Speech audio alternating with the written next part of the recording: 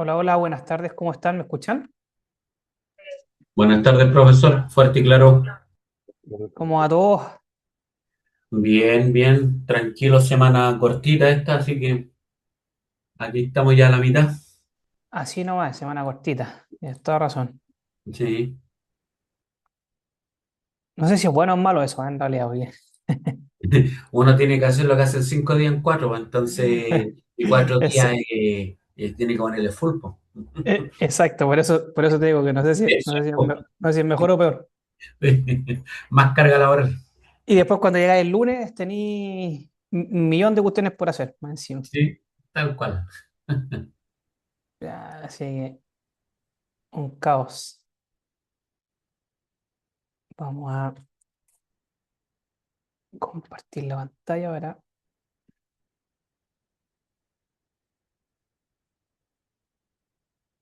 empezar.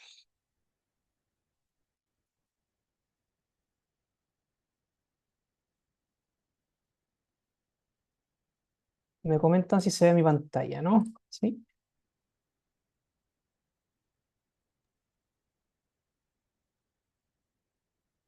me parece que está ok, Sí, se ve.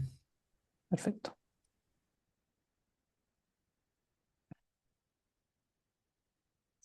Empezamos a las 19:05, ya como siempre, vamos a esperar unos 2 minutos más para que se unan más compañeros y compañeras. Voy a poner en el chat ahí que eh, comenzamos a las 19:05.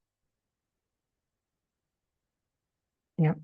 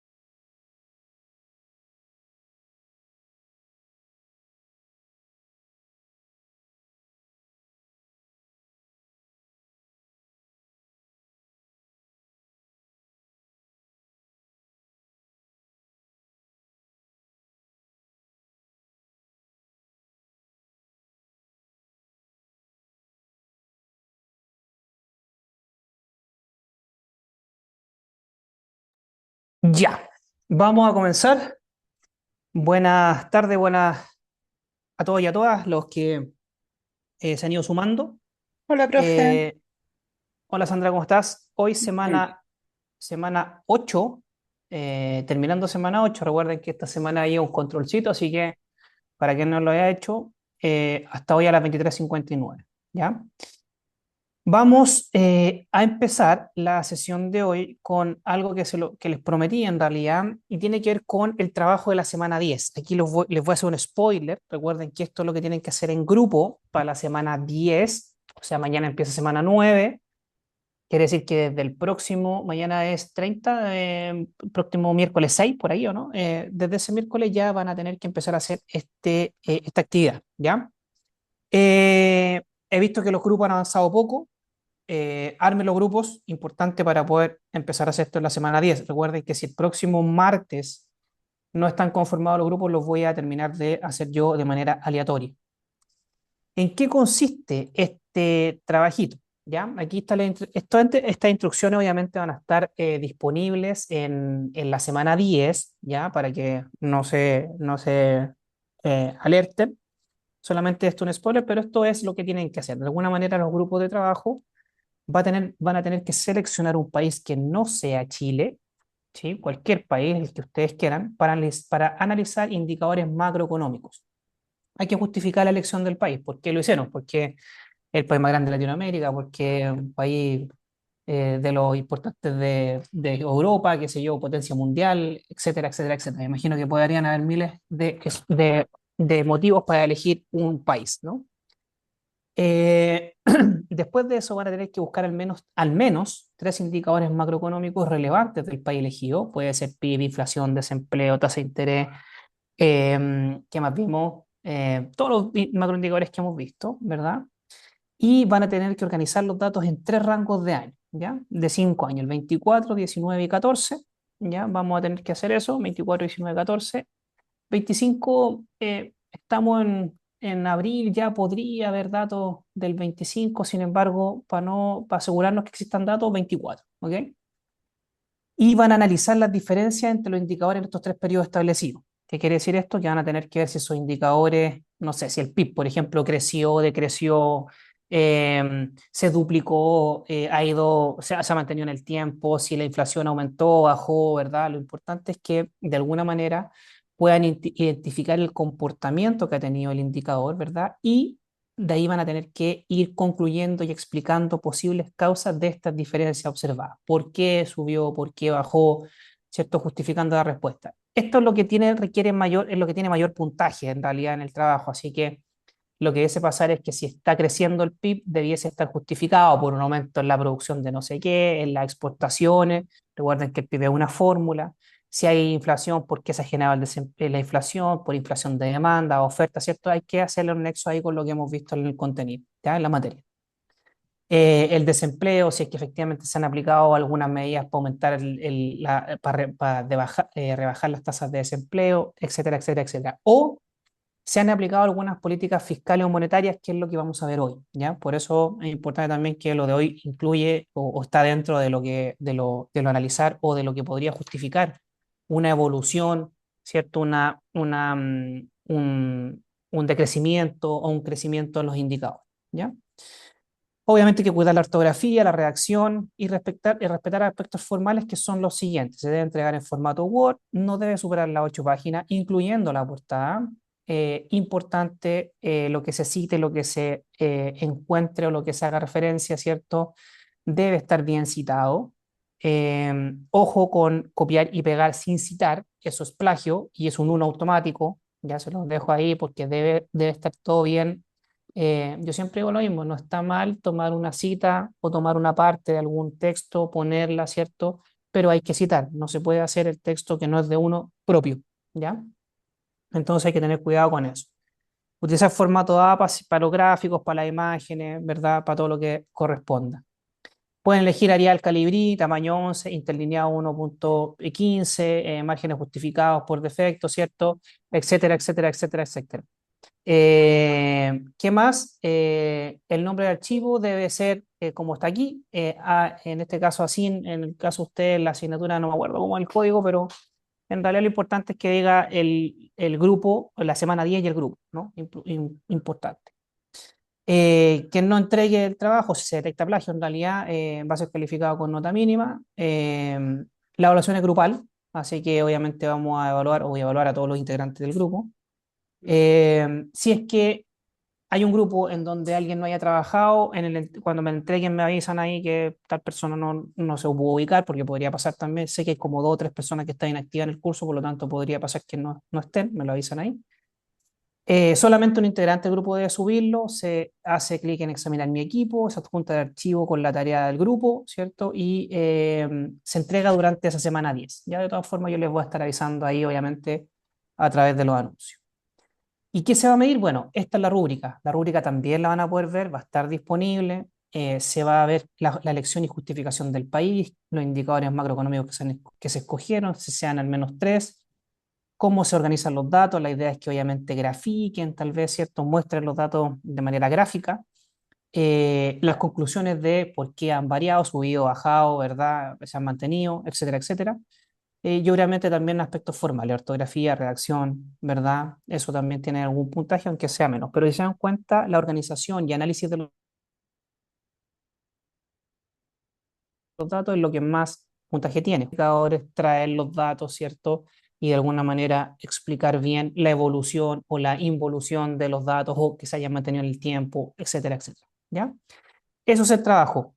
8 páginas, no es más que eso. ¿Ya? Así que elegir un país, al menos 3 indicadores, buscar estos rangos de años del 14, 19, 24, comparar cómo ha sido la evolución, ¿verdad? De esos datos y analizar el porqué de esa evolución. Eso es súper importante. No pueden decir ha subido, ha bajado y estamos con eso. Es sino el por qué ha subido, por qué ha bajado, por qué se ha mantenido, qué políticas se han aplicado, cuáles no, qué determinación el Banco Central, qué determinación el gobierno, se ha generado empleo, no se ha generado empleo, el país ha producido más, ha producido menos, ha exportado más, ha exportado menos, ¿cierto? Eso es súper interesante analizar, ¿ya? Se lo he mencionado durante el curso, tienen la posibilidad de buscar información en varias partes. Habitualmente yo les recomiendo los bancos centrales de cada país, el INE de cada país, el Instituto Nacional de Estadística de cada país, se llama en muchas partes igual, pero siempre hay un instituto de estadística dentro de los países. El Banco Mundial, y hay algunos datos macro también que está por ahí en Internet, ¿cierto? Hay varios lugares donde sacar información. No se estresen si la información no es igual en dos fuentes. Podría pasar. Podría pasar que el PIB en una página sea diste un poquito del PIB de otra, en otra página. Ya eso puede pasar porque los PIB se van como actualizando. No es, cuando se entrega la información del PIB no es único, último y definitivo, sino que se va ajustando la información que maneja el Banco Mundial. De repente no es la última versión que tiene el Banco Central del país. Entonces no se asuste si es que hay alguna pequeña diferencia, pero sí importante de dónde lo sacaron, citarlo y referenciarlo. ¿Ya? Eso es el trabajo. ¿Duda, consulta o está claro, está clarito? Solamente tengo una duda ahí. En la cita, No. ¿lo colocamos como tipo bibliografía en una última hoja o a medida que vamos citando vamos colocando la extracción de donde lo sacamos?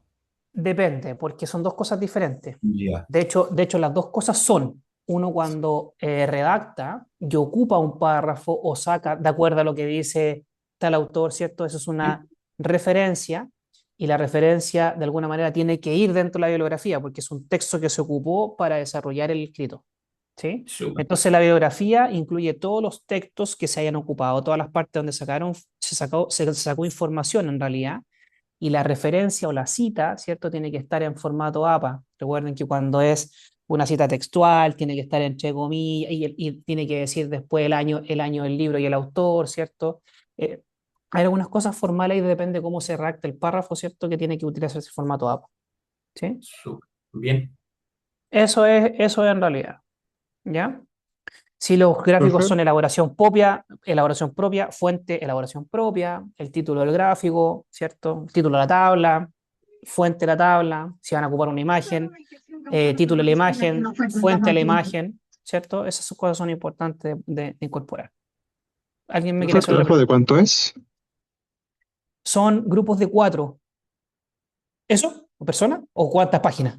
No, ¿cuántas personas? No sé, me queda claro que eran Sí, ocho sí, páginas, pero sí, ¿cuántas sí, personas? 4.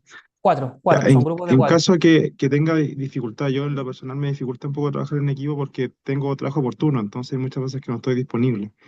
Lo puedo hacer solo para no perjudicar a mi equipo, y tampoco la idea es de que pase lo que usted decía, puede que después me dicen que no trabajó o no hizo suficiente. Sí, mira, en realidad como un trabajo único y es tan cortito, yo recomiendo utilicen todas las herramientas que hay. Hoy día ustedes tienen, gracias a la cuenta de la universidad, tienen Office 365, pueden dejar un Word compartido y trabajar desde diferentes partes del mundo, en diferentes tiempos, ir aportando al trabajo. No es necesario que se junten para hacer un trabajo, ¿cachai? Tienen que tratar de coordinar eso. Instamos a que ocurran estas cosas porque de alguna manera es parte de, ¿cachai? De la formación, que trabajen, que se pongan de acuerdo, que discutan, es parte de lo que necesitamos. Entonces, en primera instancia, no se debería hacer solo, ¿ya? A no ser que haya una excepción muy, muy particular, pero como les digo, hoy día acceso acceso podemos tener de cualquier parte, a cualquier hora, en cualquier momento del día, podemos trabajar a diferentes horas, por si turno, lo que sea, o sea, eso no es impedimento para trabajar en grupo.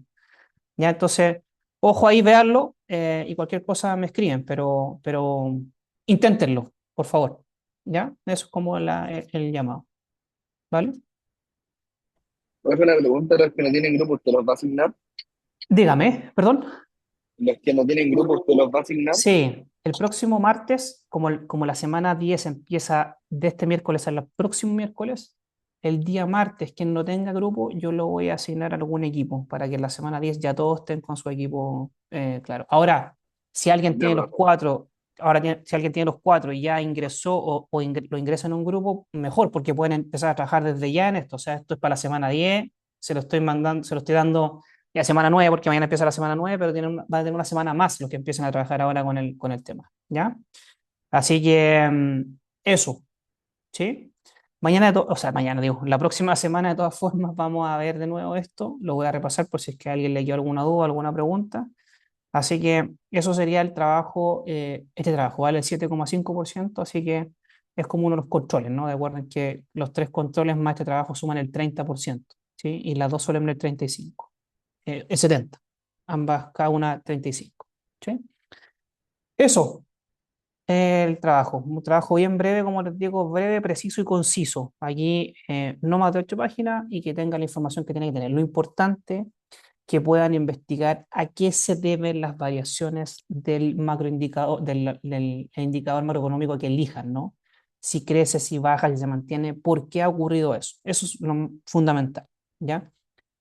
Habitualmente entregan, me ha pasado, ¿no? Que entregan así porque sí, porque ha subido, porque ha bajado, el dato en realidad se ha aumentado un 4 un 3 un 5%, eso lo estamos viendo, digamos. Lo importante es qué hay detrás de esos datos, ¿no? Así que eso es como la parte más dificultosa, tal vez podríamos decir, del informe, ¿vale?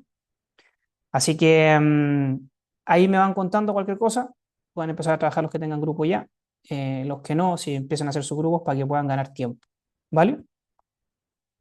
¿Dudas, consultas respecto a esto?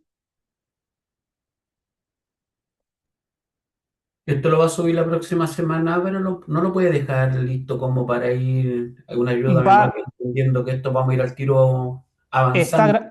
está grabado, así que lo puede sacar y lo puede ver. Recuerden que las clases quedan todas grabadas, así que pueden verlo directamente. Profe, Eh, la dígame, semana 10 está la información del trabajo, ¿cierto? de este miércoles que viene al otro va a estar esto disponible ya todo en la plataforma. Ah, todavía no ¿Ya? lo tiene disponible. No, no está disponible todavía porque esto es semana 10. O sea, en estricto rigor no se los deseo mostrar, para que no tengan más tiempo, pero se los muestro para que puedan empezar Ah, a ya. trabajar en los grupos. Habitualmente eso es importante para que no, Profe, una ¿podría, semana es poco igual, así que.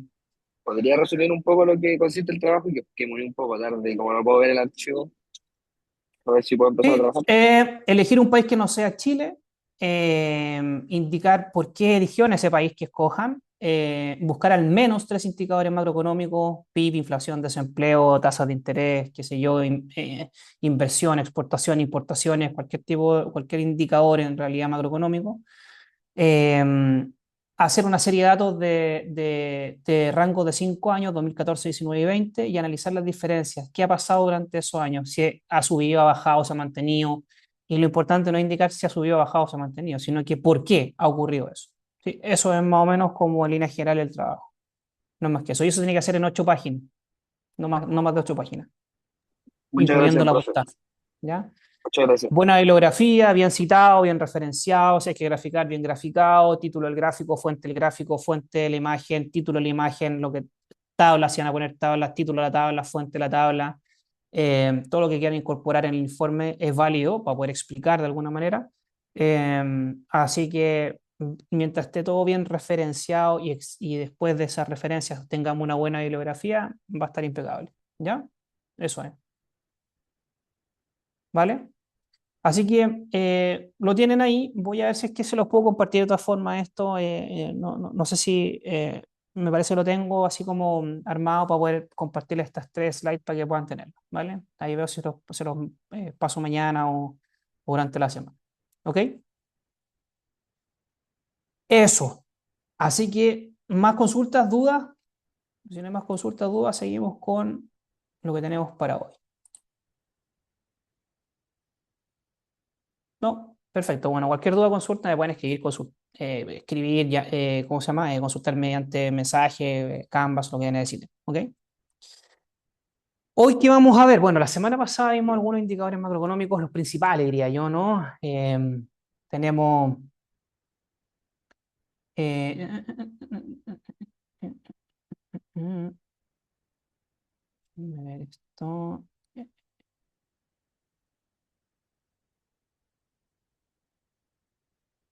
Ay, sí. Vimos los tres indicadores macroeconómicos principales, ¿cierto? De lo que tiene que estar preocupado el Estado de alguna manera, que es el crecimiento a través del PIB, desempleo e inflación. ¿Eh? Hablamos en algún momento, cuando vimos la inflación, ¿cierto? Y vimos inflación por demanda, inflación por oferta, vimos que ya no se llamaba demanda y oferta solamente, sino que se llamaba demanda agregada y oferta agregada. Bueno, hoy vamos a entender un poquito más de qué se tratan estos dos conceptos, ¿cierto? Cuando hablamos a nivel macroeconómico, ¿sí? La demanda agregada, no sé si se recuerdan, pero la demanda, cuando hablamos de un bien o servicio, lo que se demanda, ¿cierto? De ese bien o servicio específicamente, ¿no?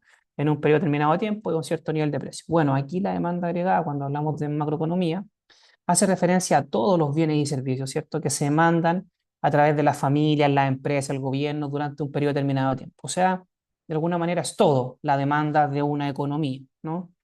La demanda agregada, en cantidad de alguna manera, ¿cierto? Podemos verla también en precio o en valor monetario, ¿cierto? Se calcula como el consumo más la inversión autónoma más el gasto gobierno autónomo, ¿cierto? Como esto que está, tengo la pluma, ahí sí, lo que tengo, como esto que está aquí, ¿no? Si se dan cuenta, esta estructura que está aquí es lo mismo que el PIB, de alguna manera, ¿no? ¿Sí? Cuando no tenemos exportaciones netas, recuerden que hablamos de una economía cerrada o una autarquía, ¿sí? La autarquía es una economía sin comercio exterior. En el caso de ser una economía abierta, debemos considerar, ¿cierto?, las exportaciones e importaciones. Pero de alguna manera la demanda está compuesta por los mismos componentes del PIB, ¿no? Consumo, inversión, gasto autónomo y si es una economía abierta, exportaciones netas, ¿sí? Ahora bien, pasa algo bien particular porque la demanda tiene un comportamiento, ¿cierto?, de acuerdo a los niveles generales de precios. O sea, cuando hablamos de demanda tradicional, también teníamos cantidad y precio, ¿cierto? En la gráfica, bueno, acá el nivel general de precios juega un rol fundamental. Y para un poco entender qué rol juega el nivel general de precio, nosotros hablamos de un concepto que es un valor, pero es un valor conceptual de alguna manera, que se llama salario real. El salario real no es más que la división del salario nominal, o sea, el salario nominal es el salario que se recibe todos los meses, ¿cierto? Partido por el nivel general de precio. Este salario real, de alguna manera, nos entrega eh, como concepto el valor o el poder adquisitivo, ¿cierto? Que se tiene una economía, que tiene una economía. Entonces, lo que vamos a tener si es que los salarios, por ejemplo, se mantienen constantes y los niveles generales de precios suben, va a pasar que de alguna manera lo que va a ocurrir es que vamos a tener cierto menos salario real. Y si es que los precios bajan, lo que va a pasar es que esta división va a ser más grande, por lo tanto lo que vamos a tener es que vamos a tener mayor salario real. ¿Qué podríamos decir entonces? Que a mayores salarios, perdón, a mayores niveles generales de precios tenemos menos poder adquisitivo y a menores niveles generales de precios tenemos más poder adquisitivo, ¿sí? Entonces, como la demanda está relacionada de alguna manera con el nivel general de precios, lo que vamos a decir que podrían haber dos situaciones. Podría haber el primer caso cuando los niveles generales de precios estén subiendo, ¿cierto? O cuando estén disminuyendo. ¿Qué pasa cuando tenemos niveles generales de precios altos, ¿verdad? Lo que pasa es que, como mencionábamos anteriormente, disminuye el poder adquisitivo. Si disminuye el poder adquisitivo, por lo tanto, disminuye también el consumo, porque el salario es parte importante del ingreso. Y si tenemos mayores niveles generales de precio, lo que vamos a poder es adquirir menos cantidad de cosas, ¿no? De alguna manera. Ahora, también ocurre que si tenemos menor capacidad, ¿cierto? Poder adquisitivo, o la plata se nos está haciendo menos de alguna forma, porque los niveles de generales de precios están altos, el salario real está bajo, ¿cierto? Hace que disminuya el ahorro, porque claro, de alguna manera las personas tienen que liquidar su ahorro, no tenemos capacidad de ahorro, ¿cierto? Y para poder mantener el nivel de consumo. Entonces ya no tenemos capacidad de ahorro de alguna forma, ¿cierto? Las empresas, ¿qué pasa cuando tienen poco ahorro? Tienen que empezar a liquidar sus activos financieros, ¿cierto? Y esta inflación o este aumento en el nivel general de precios aumenta el costo de oportunidad del capital, ¿sí? Y por otro lado, hay un concepto que hace referencia a que la inversión es igual al ahorro. Si tenemos menor inversión, tendremos de por sí menor ahorro. Este concepto bien eh, hay una demostración, una identidad que demuestra que el ahorro es igual a la inversión. Sin embargo, entenderlo no es tan complejo cuando hablamos de que, por ejemplo, toda la plata que nosotros tenemos en el banco está siendo utilizada, ¿cierto?, para prestársela a inversionistas o se está invirtiendo en depósito a plazo, en acciones, etcétera, etcétera, etcétera. Todo lo que tenemos nosotros en el banco, que no nos gastamos de alguna forma, ¿cierto? Para el banco eso es ahorro y lo utiliza de alguna manera, prestando plata a otras personas, ¿cierto? Entonces, de alguna manera la identidad tiene que ver con eso, que todo lo que está ahorrado, intencionalmente o no, ¿cierto? Es parte de la inversión. Por lo tanto, si tenemos menos ahorro, también tenemos menos inversión. ¿Y qué pasa con eso? Que como hay menos fondo de ahorro, ¿cierto? Presiona al alza la tasa de interés y efectivamente el inversionista tiende a no invertir porque como la tasa está alta, el costo de invertir es más alto, ¿cierto? Entonces, de alguna manera lo que pasa es que disminuye la demanda agregada con un efecto de proceso de nivel general de precios más altos. O sea, ¿qué pasa o por qué ocurre? Porque tenemos menor consumo, mayor niveles generales de precios y tenemos menor inversión principalmente, ¿no? Cuando vemos esta fórmula de demanda agregada en una economía cerrada. Por lo tanto, eso hace que reduzca la demanda agregada, ¿sí? Entonces, a mayores niveles generales de precios, tenderíamos a pensar que la demanda se va a contraer, ¿sí? Por otro lado, tenemos el caso contrario, cuando tenemos niveles generales de precio a la baja, ¿no? En este caso, aumenta el poder adquisitivo, claro, porque el salario real, como es parte importante, se vuelve mayor, digamos, ¿cierto? Me alcanza a comprar más cosas. Eso hace que aumente el consumo y también se genera capacidad de ahorro. Y cuando tenemos capacidad de ahorro las personas, podemos comprar fondos de ahorro, podemos ahorrar plata de alguna manera, ¿cierto? Dado que tenemos excedentes por este poder adquisitivo al aumento que tenemos, ¿no? Las empresas empiezan también, tienen la posibilidad de ahorrar, hay mayor inversión, como existen fondos de ahorro, hay mayor inversión porque la mayor capacidad de ahorro o los mayores fondos de ahorro en realidad presionan la baja de interés y eso hace que disminuya el costo de invertir. Entonces, lo que uno esperaría con niveles generales de precios más bajos es que efectivamente haya mayor demanda agregada. ¿Y por qué? Principalmente porque el consumo aumenta y la inversión también aumenta. Entonces, eso hace que tengamos mayor demanda agregada. ¿Sí? Entonces, el nivel general de precios juega un rol importante en cómo vamos o cómo va a ocurrir la demanda. ¿Ya? Ahora bien, dense cuenta que cuando tenemos mayor nivel general de precio, disminuye la demanda. Y cuando tenemos menores niveles generales de precio, aumenta la demanda. Relación inversa de este precio-cantidad, en este caso es relación inversa en el nivel general de precios con la cantidad agregada, ¿sí? De alguna manera. Entonces, cuando queremos ver la demanda agregada, el comportamiento efectivamente es muy similar a la demanda que veíamos tradicional, ¿no? Efectivamente se cumple esta ley de demanda, porque de alguna forma cuando me quiero mover del punto A al punto B, va a pasar lo siguiente, que a menores niveles generales de precios, la demanda agregada va a tener mayor cantidad agregada, ¿cierto?, en el mercado. Entonces, efectivamente tiene pendiente positiva, ¿cierto? Se mantiene como esta relación de ley de demanda y como existe una relación directa entre el nivel de ingreso, ¿verdad? De alguna manera de la economía y el nivel de producción, o sea, de alguna manera todo lo que se demanda en una economía debería ser como el ingreso o el PIB, ¿cierto? Lo que vamos a decir que conceptualmente esa cantidad agregada de alguna manera es igual al ingreso, el ingreso de la economía. Es igual, ¿cierto? La cantidad agregada al nivel de ingresos de esa economía. O sea, toda esa cantidad agregada que se trance, de alguna manera, si lo llevamos a dinero, va a ser el ingreso que tiene esa economía, ¿sí? En el caso de la oferta agregada, en este caso también muy parecido, solamente acá también involucra a todas las empresas que producen y venden, ¿verdad? A distintos niveles de precio, eh, todos los productos o bienes o servicios, ¿cierto? En este caso, cuando hablamos de oferta agregada, en lo que vamos a tener una pequeña diferencia en el comportamiento dado el horizonte de análisis el horizonte temporal de análisis que utilicemos para analizarla, ¿no? Valga la redundancia.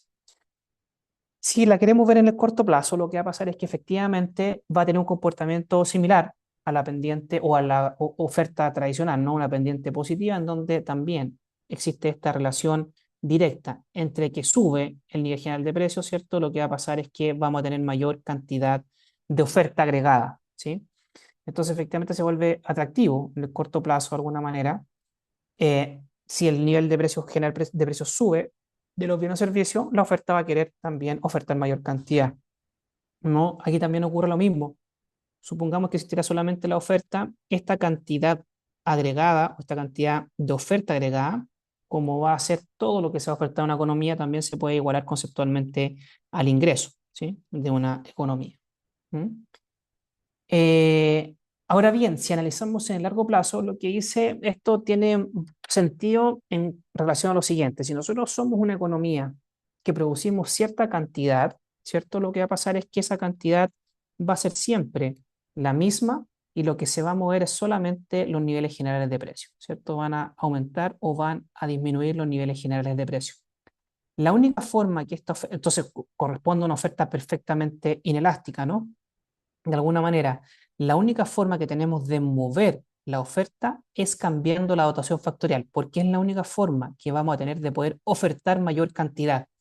Si no tenemos más capital, más recursos humanos y más recursos naturales, no podemos producir más. Entonces, en el largo plazo dice, bueno, si yo no altero los factores, no altero la dotación factorial, la cantidad que voy a poder ofertar como economía va a ser siempre la misma. Y lo que va a pasar es que van a solamente variar los niveles generales de precio.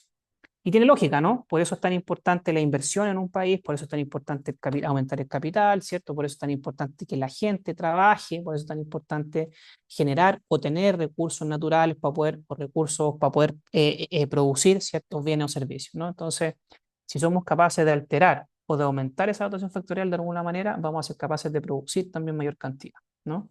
Entonces, la oferta en largo plazo se considera más bien inelástica y, como les menciono, la única forma que tenemos para que esa cantidad ofertada aumente es aumentando o haciendo o variando la dotación factorial de alguna manera, ¿no?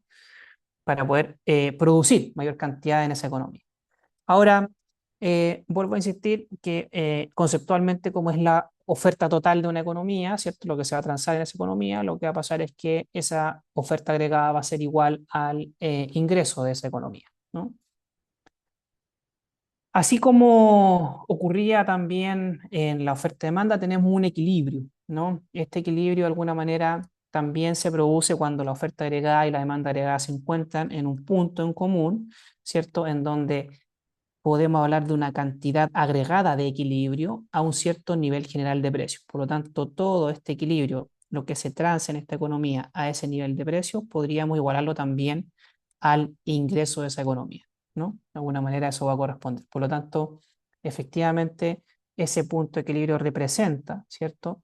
El precio en que las empresas están dispuestas a producir y a vender lo que los consumidores y otros demandantes están dispuestos a comprar, ¿sí? Es un punto de equilibrio como cualquier otro que hubiésemos visto en oferta y demanda anterior. No solamente acá hablamos a niveles de todo lo que se demanda y de todo lo que se oferta, ¿cierto? Y de todos los precios que se transan los bienes o servicios.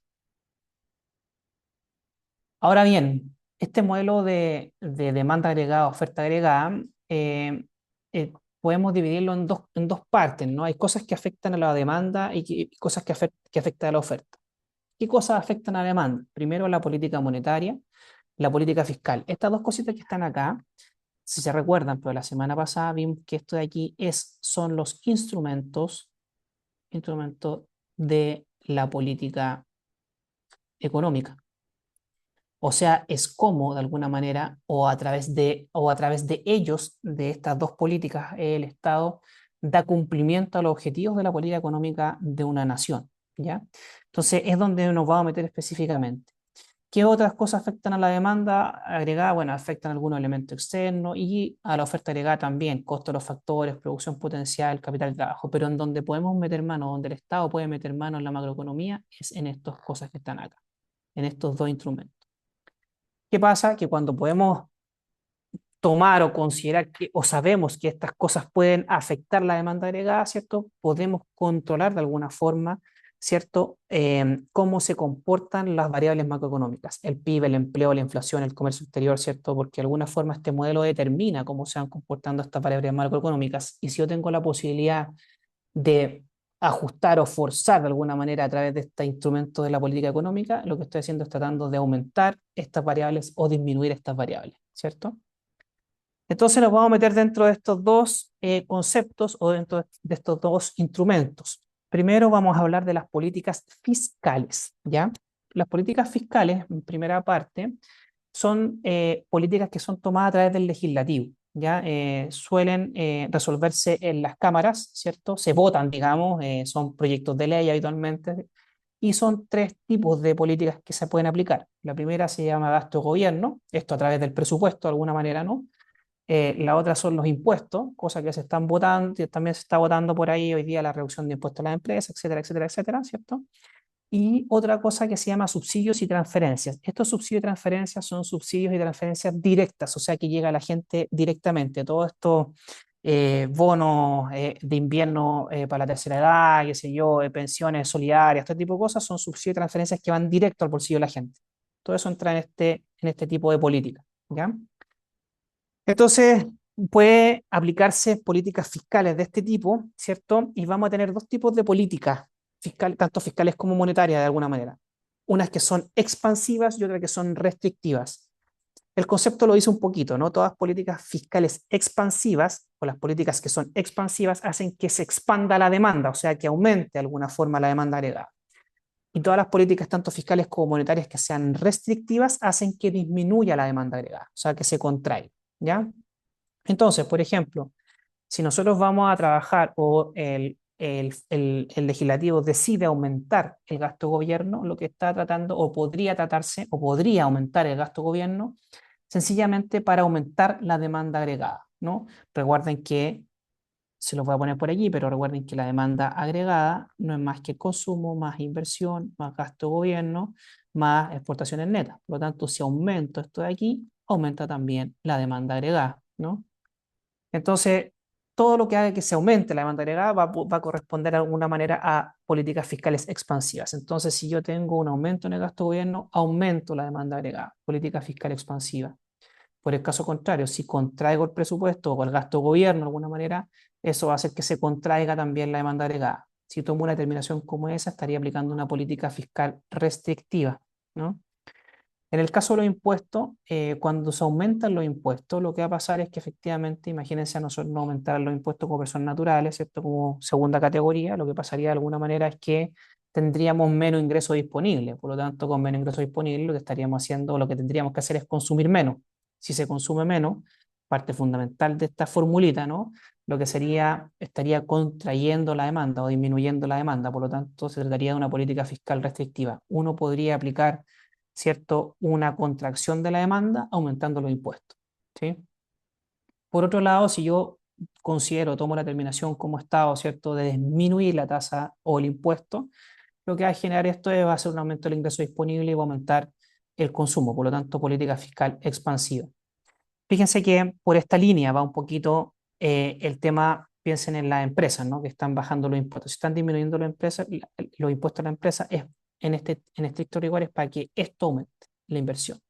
O sea, lo que están buscando acá es que efectivamente hay una expansión de la demanda agregada, ¿verdad? Para tener crecimiento, de alguna manera. Entonces, con menores impuestos de alguna manera, lo que va a pasar es que las empresas deberían, ¿cierto?, invertir mayor, y eso se trata de una política fiscal expansiva para que la demanda agregada aumente, ¿sí? Para tener crecimiento. Eh, y otros casos, como los subsidios, obviamente si aumentamos las transferencias, la gente va a tener más disponibilidad de plata, por lo tanto, obviamente va a aumentar la demanda agregada, política fiscal expansiva. Y en el caso que eliminemos beneficios, lo que va a pasar es que disminuye o se contrae la demanda agregada, por lo tanto, se trataría de una aplicación de políticas fiscales restrictivas. ¿Ya? Entonces, las políticas fiscales son de tres tipos: gasto, gobierno, impuesto y subsidio, y tienen que ver o habitualmente son decisiones tomadas a través del legislativo, ¿sí? Eso es para que lo tengamos ahí como claro. Entonces, supongamos que existiera una situación de recesión, ¿no? Tuviésemos efectivamente como medio estancado. Lo que podría pasar es que el Estado aplique una política fiscal expansiva, cualquiera de las que mencionamos, ¿cierto?, para incentivar el consumo y lograr crecimiento de la economía. Pareció lo que les acabo de comentar de lo que se está buscando si pensamos, si pensamos todo sanamente, digamos, ¿no? Que estamos buscando crecer a través de ese ítem, ¿no? Un país que sufre inflación, por ejemplo, y que corre riesgo de una hiperinflación, como ocurrió el 2012 cuando teníamos inflaciones del 12%, ¿cierto? Podríamos haber aplicado una política fiscal restrictiva, por ejemplo, aumentando los impuestos, como el IVA y el impuesto a las ganancias, con el fin de contraer la demanda agregada, ¿sí? Entonces, ese pequeño acto, de alguna manera, lo que haría es contraer la demanda agregada, ¿cierto? Y tendríamos control de la inflación a través de disminución de la demanda agregada. ¿Mm? Entonces, supongamos ejemplos, ¿no? Vamos a ver cómo se comportaría gráficamente esto. ¿Qué pasaría si aplicamos una política fiscal expansiva? Tenemos una economía en recesión y queremos hacer que esto se expanda, ¿no? Podríamos hacerlo, por ejemplo, a través del aumento del gasto de gobierno, ¿no? Si hacemos que el gasto de gobierno aumente, dijimos que la demanda agregada iba sí, a expander, ¿no? De alguna manera. Se desplazaba en este caso de A hasta de A', ¿sí? ¿Qué pasa con esto? Pasa que cuando se expande la demanda, ahora lo que se va a demandar o la demanda agregada va a estar por acá y la oferta agregada va a estar por acá. Por lo tanto, lo que tenemos acá o lo que se nos genera es un exceso, de alguna manera, de demanda, igual que lo que veíamos antes, un exceso de demanda agregada de alguna manera, ¿no? Entonces, ¿qué va a pasar con esto? Va a pasar que ante esta situación, como tenemos un exceso de demanda, va a haber una presión al alza en los precios, ¿cierto? Esa presión al alza en los precios va a traer consigo algunas repercusiones ahora que hemos visto. Primero, el salario real va a disminuir. Claro, mayores precios, lo que va a pasar es que salario real o menos poder de adquisición. Si el salario real disminuye, tenemos menos consumo, ¿cierto? Y menos ahorro. Si tenemos menos ahorro, tenemos mayor tasa de interés. Si tenemos mayores tasas de interés, tenemos menos inversión. Y si tenemos menos inversión y menos consumo, tenemos menos cantidad de demanda agregada. Entonces eso empieza a ocurrir hasta que efectivamente eso desaparece, porque empezamos a tener menos demanda agregada, empieza a subir los precios, hasta que finalmente equilibramos aquí N', ¿sí? Entonces, de alguna manera, cuando aplicamos una política fiscal expansiva, va a pasar que estamos en una situación inicial acá y una situación inicial acá, vamos a tener, primero, aumento en la cantidad de demanda agregada, ¿sí? O sea, la economía va efectivamente a producir mayor o va a ser más productiva la economía. Lo que sí va a haber un efecto inflacionario, porque vamos a tener mayores niveles generales de precio, subió el precio, ¿verdad? Y lo que va a traer como consecuencia es que nos vamos a quedar con tasas de interés más altas, ¿sí? Entonces, de alguna manera, una política fiscal expansiva podría traer consecuencias o va a generar, debería generar estos efectos, ¿no? De alguna manera.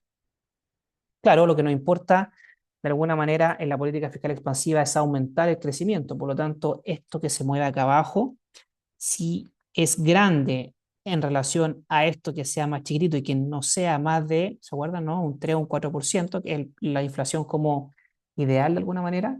Ideal si crecemos mucho y con poquito variación en el nivel general de precios. Eso sería como lo ideal, ¿no? Cuando uno genera una política fiscal expansiva. Y que la tasa de interés, obviamente, tampoco se dispare mucho, esté ahí controladita, ¿no? En el caso de una política fiscal restrictiva, ¿sí? Ocurre lo contrario. Supongamos ahora le sacamos gasto, disminuimos gasto autónomo, ¿no? Lo que va a pasar ahora es que efectivamente va a haber una contracción en la demanda, ¿cierto? Y esa contracción en la demanda ahora va a traer menor demanda, mayor oferta. Esto es exceso de oferta agregada, ¿sí? Ahora, para que esto empiece a desaparecer de alguna manera, va a haber una presión en la baja del precio y eso va a traer una presión a la baja en el nivel general de precios y eso va a traer ahora cosas también, algunas reacciones, porque a menores niveles generales de precios tenemos mayor salario real, mayor poder adquisitivo. Si tenemos mayor poder adquisitivo, más consumo y más ahorro. Si tenemos más ahorro, menores tasas de interés, más inversión. Si hay más inversión y más consumo, entonces tenemos mayor cantidad de demanda agregada. O sea, de alguna manera, este precio va a subir ¿hasta cuándo? Hasta cuando la cantidad aumente tal que efectivamente logremos el nuevo equilibrio, ¿sí? Ahora, el problema de una política fiscal restrictiva, o en realidad no una política fiscal restrictiva, lo que vamos a tener, de alguna manera, va a ser efectivamente menor producción, menor cantidad agregada, y debiésemos tener menores niveles generales de precio, ¿cierto? Para equilibrar acá. ¿Mm? Entonces, cuando queremos frenar un poco de alguna manera el consumo, ¿cierto? Y, eh, y restringir un poquito, efectivamente, lo que vamos a hacer es esto, ¿no? Aplicar políticas fiscales restrictivas. Por otro lado, si tienen dudas, consultas hasta ahí, tenemos un poquito, hemos avanzado un poquito, nos queda políticas monetarias nomás, si tienen dudas,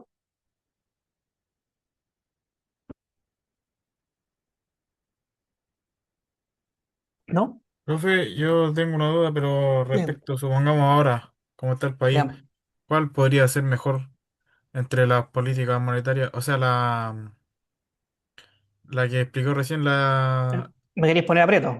No, mira, en realidad es una mezcla de cosas. Fíjate que lo que acabo de mencionar, lo que está haciendo el Estado hoy, más allá de que sea bueno o malo, ¿ah? Porque ahí podemos, obviamente, pueden haber, todas las visiones son válidas, pero lo que sí está haciendo, por ejemplo, es lo que mencionaba recién, está tomando una política fiscal, está aplicando una política fiscal de bajar impuestos al mundo de las empresas, mayoritariamente, ¿cierto? O principalmente. Y eso lo que busca es aumentar la demanda agregada con el fin de tener crecimiento, porque el país ha estado en un periodo de estancamiento, creciendo, casi no creciendo, en realidad 2% el último año, 2,5%, ¿cierto? Entonces lo que se busca es crecer a tasas mayores que eso, que sean efectivamente mayores tasas de crecimiento que de inflación, de alguna manera, ¿no? O sea, no podemos tener más inflación que crecimiento. Entonces, claro, una política fiscal que busca ese fondo no está mal, ¿verdad? Por ejemplo, yo a mi parecer, no está mal si es que buscamos crecimiento por ahí. Ahora, ¿se podría buscar crecimiento de otra forma? Sí, se puede buscar de otra forma. Por lo tanto, ahí es donde entramos a jugar qué priorizamos, porque ahora como vamos a ver, tenemos ciertas políticas monetarias también que se podrían aplicar, que serían en otra línea, ¿no? Entonces, que no necesariamente sería bajar impuestos, no necesariamente meterse con el gasto del gobierno. Entonces, es un juego de muchas decisiones aquí. Ahora, si está bien o está mal, yo creo que todo lo que vaya en la línea de que el país crezca, está bien. Ahora, sí, a través de rajar impuestos a la empresa o de bajar la TPM o de aumentar la reserva, o de bajar la reserva o de comprar más bonos, de comprar menos bonos, eso es un tema ya que podemos empezar a discutir, ¿no? Para algunos le acomodará más una forma que otra, ¿no? Pero esas son formas de alguna manera. Pero si se busca, si el fin final es que el país crezca, yo creo que es decisión correcta. ¿Me cachai? Pero eso también es muy discutible, porque vuelvo a insistir, las formas pueden ser variadas, ¿no? O sea, aquí mostramos tres formas de hacer política expansiva. O sea, podría aumentar el gasto gobierno, podría reducir los impuestos o podría aumentar efectivamente los bonos, por ejemplo, las transferencias directas, los subsidios de transferencia. Entonces, ¿qué es mejor? De ahí es donde empieza ese tira y afloja, porque además esas decisiones son votadas en el Parlamento. Así que no son decisiones como unilaterales, ¿cachai? Entonces, si tú me preguntas a mí qué es mejor o qué no es mejor, eso lo podemos discutir, pero yo sí creo que si el fin es que el país crezca, toda decisión que sea política fiscal expansiva, estando como estamos, que estamos con indicadores bastante sanos, yo creo que es bueno. O sea, que el país crezca en este momento es lo que necesitamos. Ahora, ese crecimiento también puede escaparse. Recuerda que todo el crecimiento tiene asociado de alguna forma un aumento en el nivel general de precios. Si eso se escapa, tampoco es bueno crecer a un 10%, pero con una inflación del 20%, ¿me cachai? O sea, es súper complejo. Este juego, yo digo juego, ¿no? Pero no juego, pero este juego, este mono que tiene que armar el gobierno de alguna forma para controlar estos indicadores macroeconómicos es bastante interesante y bien complejo. Yo por eso nunca me atrevo a decir que esta cuestión no, oye, si bajemos acá, subamos acá, si la cuestión es re fácil.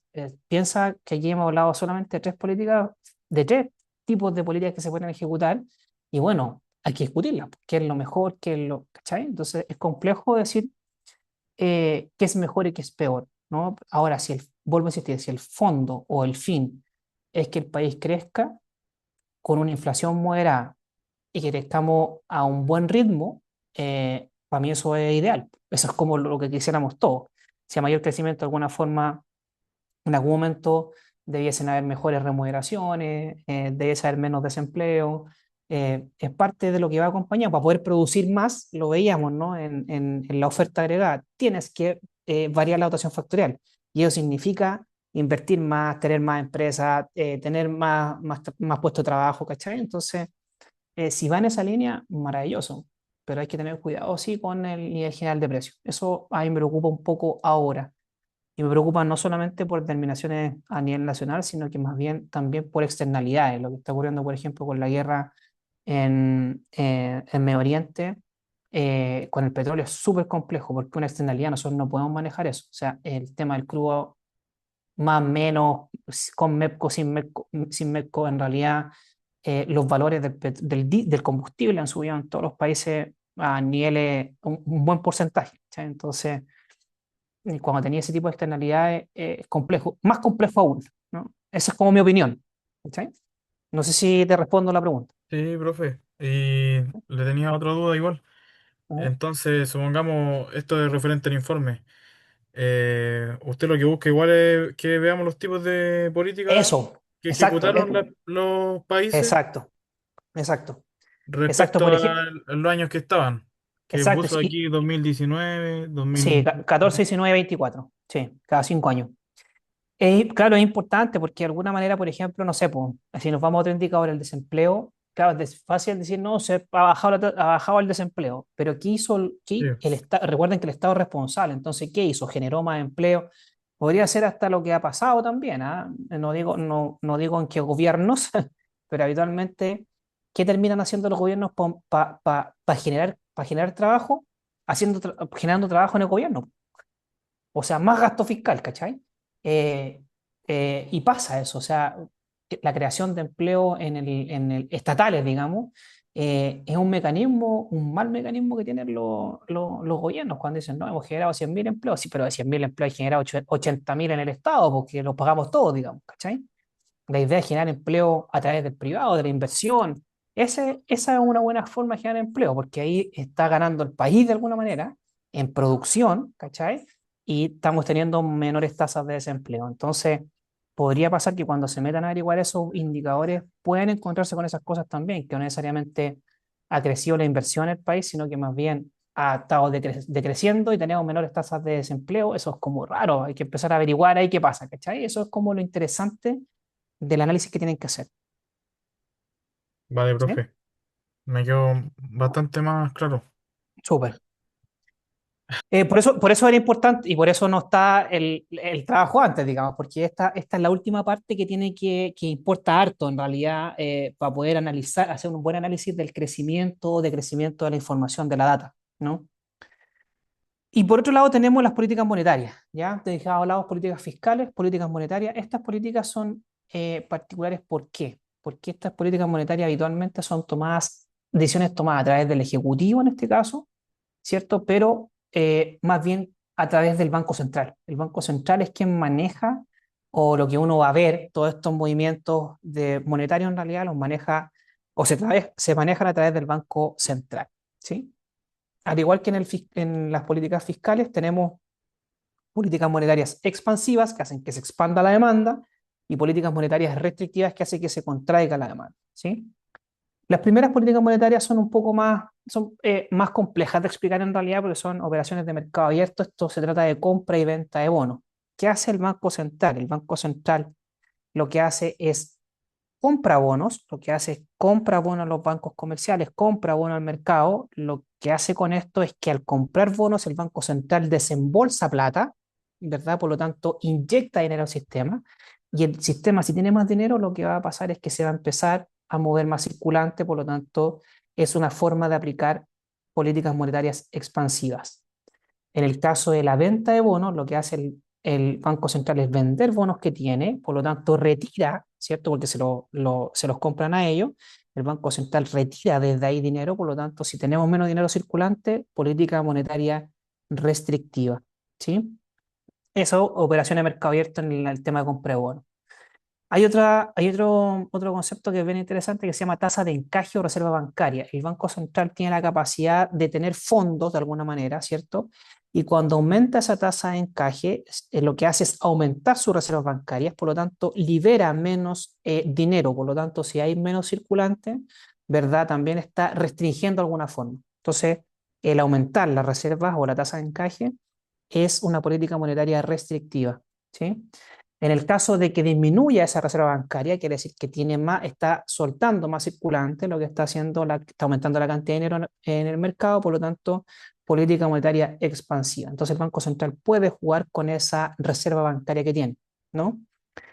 La tercera es el tipo de descuento, este es el interés que le presta el Banco Central a los bancos comerciales, o más conocida como la TPM, ¿no? La tasa de política monetaria, que de alguna manera es la que conocemos todos y la que en realidad pega harto. Esta tasa en realidad yo diría que es que lo que pasa es que la tasa de interés es el mecanismo más efectivo y más rápido de transmisión.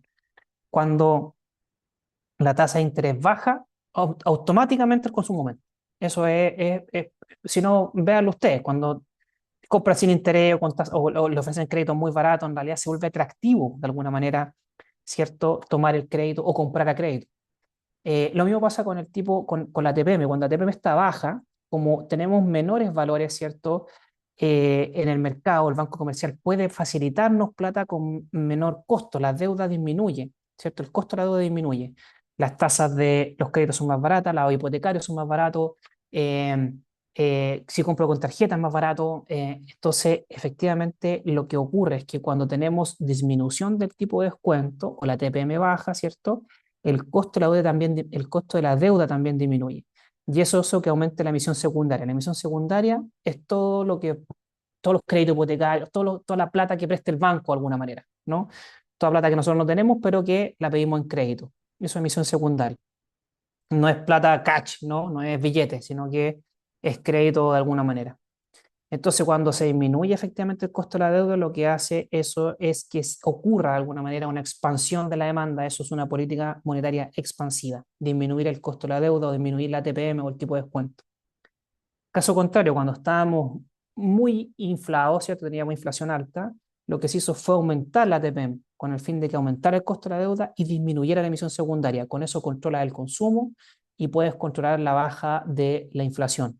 Política monetaria restrictiva. Entonces, este tipo de política sí es mucho más conocida y es mucho más visible, porque esto sí se maneja mucho. O sea, todos estamos pendientes, no sé todos, pero la gran mayoría está pendiente de cómo se comporta la TPM. La TPM es un indicador bien interesante de seguir, ¿sí? Y la última forma que tiene el Banco Central de hacer política monetaria es emisión primaria, o sea, imprimir papel, imprimir billetes, ¿no? Si efectivamente se aumenta la impresión de moneda de alguna manera, política monetaria expansiva, tenemos más circulante, y si tenemos disminución de impresión, una política monetaria restrictiva. ¿Sí? Entonces también estas son las formas que tiene el Banco Central, de alguna forma a través del Ejecutivo, de poder tomar determinaciones de política expansiva y restrictiva.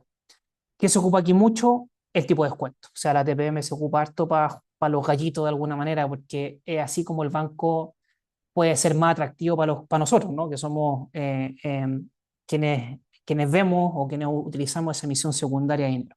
¿Sí? Entonces, por ejemplo, cuando teníamos algo parecido en pospandemia, ¿no? Una actividad económica en medida, teníamos bastante circulante por retiro, etcétera, etcétera, ¿verdad? Sumado a los problemas de logística que hubo en todo el mundo, subieron los precios, ¿cierto? Inflación alta. Bueno, ¿qué se hizo? El Banco Central subió la tasa de interés, ¿verdad? ¿Para qué? Para efectivamente detener ese exceso de circulación de dinero.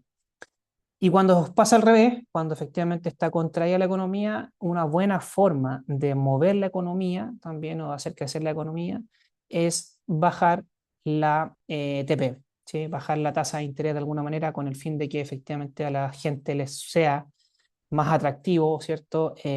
Consumir o endeudarse o lo que sea. O sea, si hubiese una eh, tasa más baja, por ejemplo, una TPM más baja, lo más factible es que los créditos hipotecarios estuviesen más bajos, por lo tanto la gente compraría más casa y compraría más vivienda, ¿verdad? Si es que fuese de esa forma.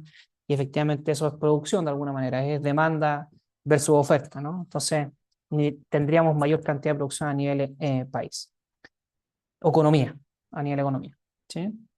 Entonces, si lo queremos ver ahora como un ejemplo, aquí pasa algo particular también, ¿ah?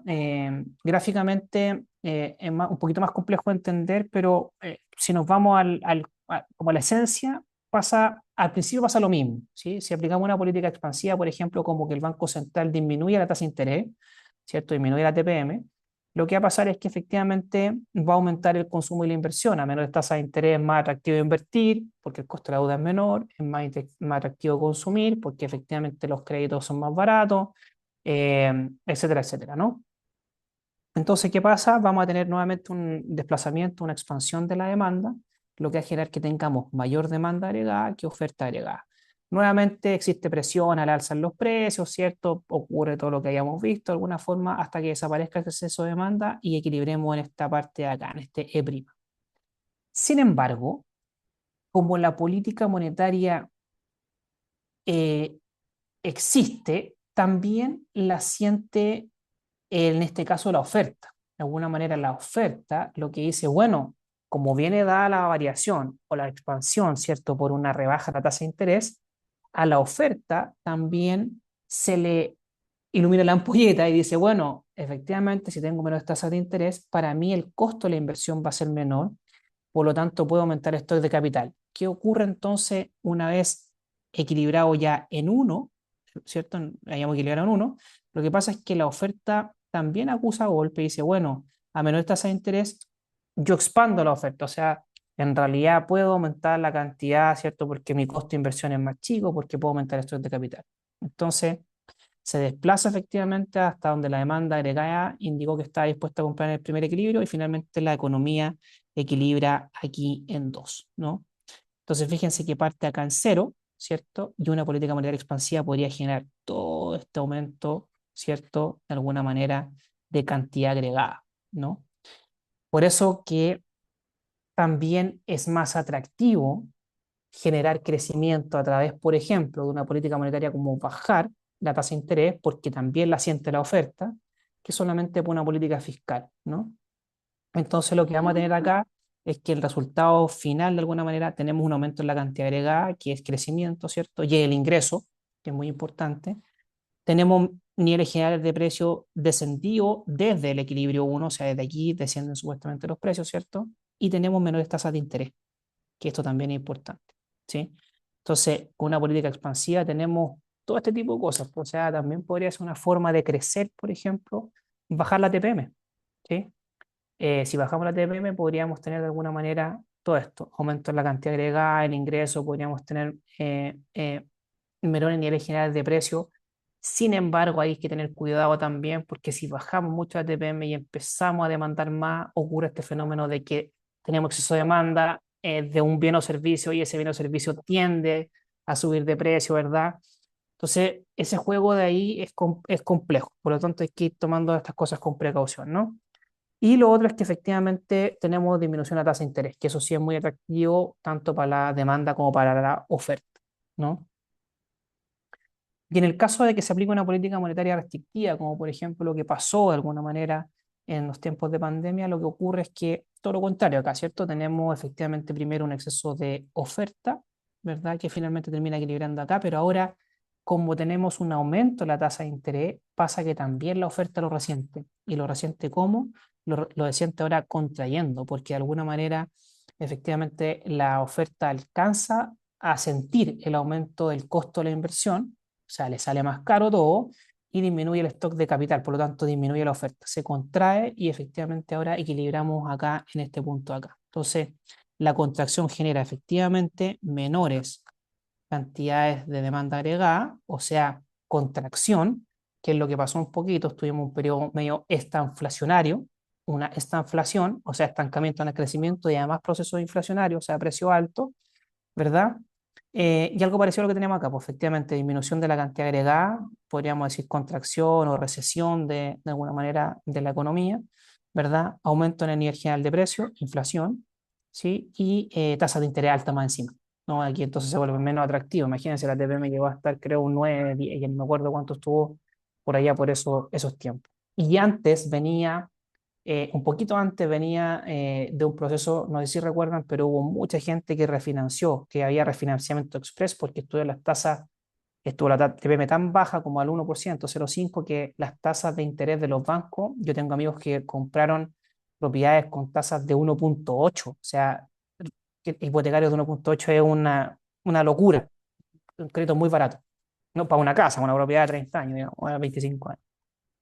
Entonces, efectivamente, cuando tenemos tasas de interés altas, esto efectivamente hace que se contraiga un poco la economía, ¿no? Entonces, estas decisiones de alguna manera son las que puede tomar el Estado, ¿cierto? Si hablamos como un completo, ¿cierto? Primero a través de las políticas fiscales y del legislativo, porque eso va votado por el Senado, en el caso nuestro, Senado y diputados, ¿verdad? Y tenemos las políticas monetarias que son tomadas a través del Ejecutivo, ¿verdad? Pero a través del Banco Central para efectivamente hacer crecer la demanda o contraer la demanda. Eso nos va a permitir de alguna manera, ¿cierto?, controlar el crecimiento y la demanda agregada, ¿no?